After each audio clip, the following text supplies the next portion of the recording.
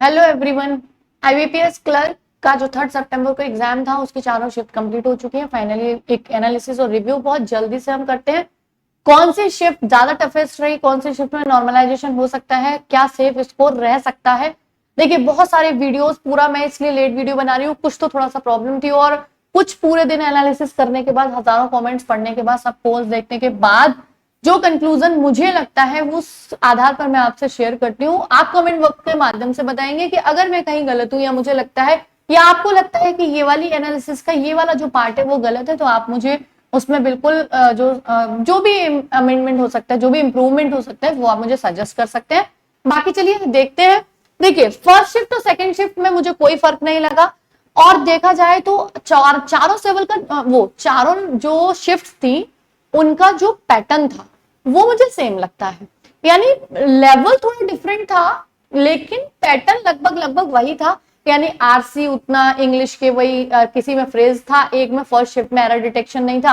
Otherwise R C cloze test rearrangement और fillers, किसी में फिलर्स था किसी में क्लोज टेस्ट था, एक शिफ्ट में दोनों था। मतलब लगभग जब मैंने देखे तो वो सारे सेम ही पैटर्न थे।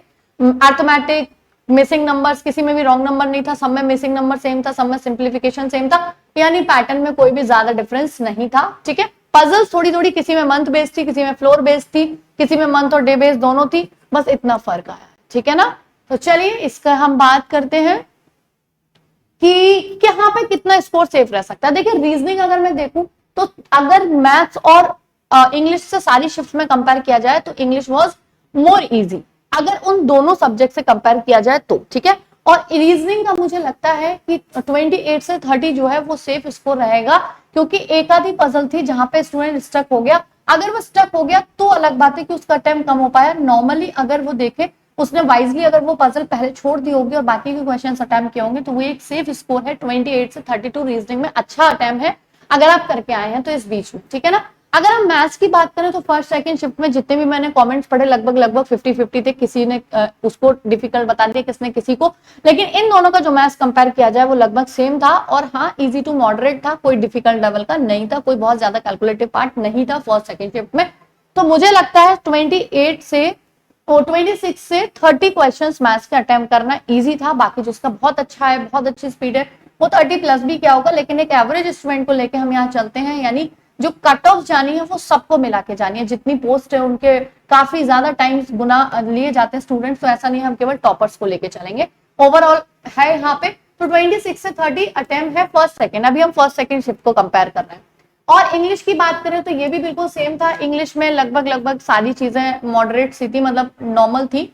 ऐसा कुछ नहीं था कि बहुत डिफिकल्ट ऐसा कुछ था। तो फर्स्ट और सेकंड जो शिफ्ट है वो सेम है। दोनों में जो ओवरऑल अटेम्प्ट मुझे लगता है वो 76 से 80 आपका अच्छा अटेम्प्ट है। बाकी 80 प्लस वाले भी बहुत होंगे, लेकिन एक जो एवरेज अटेम्प्ट है वो 86, वो 76 से 80 आपको ज्यादातर मिलेगा देखने को। ठीक है, चलिए भाई उसके बाद हम आते हैं अगर थर्ड शिफ्ट की बात करें तो it was the toughest shift as per my analysis. जितना मैंने रिव्यूज देखे, जितनी मैंने एनालिसिस देखी, क्योंकि इसमें देखिए जो मैथ्स था ना वो कैलकुलेटिव आ गया। तो यहाँ 26 से 30 मैंने आपको एक एवरेज बताया, यहाँ 22 से 26 यानी 3-4 नंबर का डिफरेंस आ गया है। ठीक है ना। और इंग्लिश भी यहाँ पे कुछ लोगों को आरसी डिफिकल्ट लग रहा था, किसी को पैराजंबल, तो यहाँ पे थोड़ा थोड़ा मैंने जहाँ पे पढ़ा तो वहां पे देखिए यहाँ से 22 से 25 था, यहाँ 20 से 22 आ चुका है। तो जो स्कोर है यहाँ 76 से 80 था, यहाँ 72 से 75 है।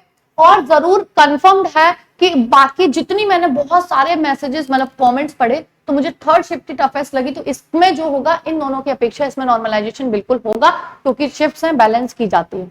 अगर हम फोर्थ शिफ्ट की बात करें तो ये देखिए थर्ड शिफ्ट से तो कम थी लेकिन फर्स्ट सेकंड से थोड़ी ज्यादा थी, क्योंकि इसमें जो आरसी बता रहे हैं इंग्लिश में वो थोड़ा डिफरेंट, वो डिफिकल्ट बता रहे हैं। और दूसरी बात है इसमें जो 5 सेंटेंस आए थे ना वो करेक्ट सेंटेंस चुनना था, जो एरर से और फ्रेज रिप्लेसमेंट से ज्यादा डिफिकल्ट पड़ जाता है।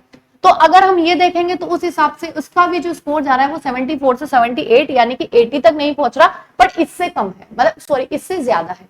तो ओवरऑल अगर हम देखेंगे, और मैथ्स भी इसका फर्स्ट और सेकंड शिफ्ट से थोड़ा ज्यादा कैलकुलेटिव था बट थर्ड से थोड़ा कम था। ठीक है ना।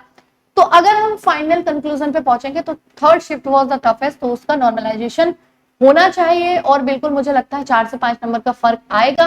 बाकी नॉर्मलाइजेशन में कितने मार्क्स कैसे बढ़ सकते हैं, क्या क्या नॉर्मलाइज हो सकता है, वो सब हम नेक्स्ट वीडियो में बात करेंगे।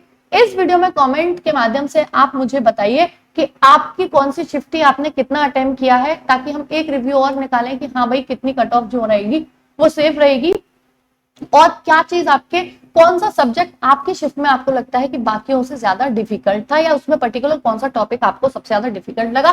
जितने ज्यादा कमेंट्स आप करेंगे उतना ज्यादा हम रिव्यू और एनालिसिस पे परफेक्ट पे पहुंचेंगे, बिल्कुल सटीक पे। ठीक है, चलिए थैंक्स फॉर वॉचिंग, जुड़े रहिए चैनल के साथ, और बाकी आगे जो भी अपडेट होती है, कल जो पेपर है उसके बारे में भी हम चर्चा करेंगे, और फिर ओवरऑल चर्चा करेंगे कि सभी शिफ्ट्स सभी दोनों दिनों को मिला के क्या ओवरऑल कंक्लूजन निकलता है। चलिए थैंक्स फॉर वॉचिंग, मिलते हैं अगले वीडियो में।